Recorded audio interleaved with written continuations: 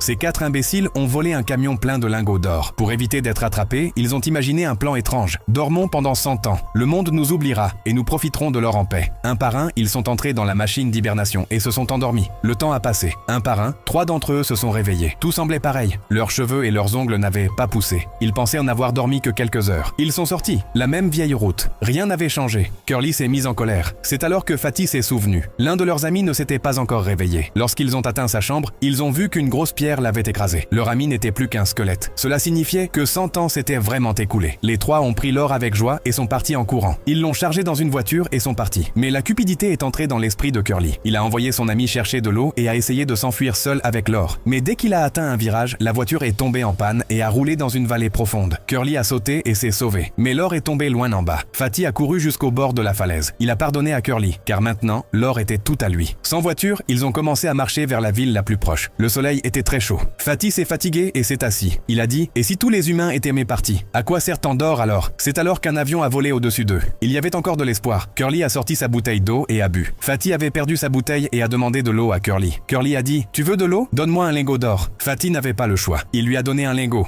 et a eu une gorgée. Ils ont marché davantage. Fatty s'est encore fatigué. Même accord, une gorgée pour un lingot. Encore et encore. À chaque fois, le prix augmentait. L'or de Fatty diminuait. Il ne restait plus que 3 lingots. Curly a augmenté le prix. Maintenant, une gorgée pour 2 lingots. Fatty a cédé. Curly a pris une grande gorgée et a souri. C'est alors que Fatty a vu sa chance et a frappé Curly avec un lingot d'or, le tuant. C'était le prix de la cupidité. Maintenant, Fatty était seul, mais l'or était lourd. Il a dû en laisser derrière lui. L'eau était aussi finie. Fatigué et faible, il est tombé au sol. C'est alors qu'un homme est passé. Fatty a dit « Emmène-moi à la ville, tout cet or est à toi ». Mais avant qu'il ne puisse dire quoi que ce soit d'autre, Fatty a rendu son dernier souffle. L'homme a ramassé un lingot d'or et est allé voir sa femme. Il a dit « Ce gars est mort pour ça ». Sa femme a répondu « Ça doit être quelque chose d'il y a 100 ans. À quoi ça sert maintenant ?» Elle a jeté le lingot d'or par terre et les deux sont partis.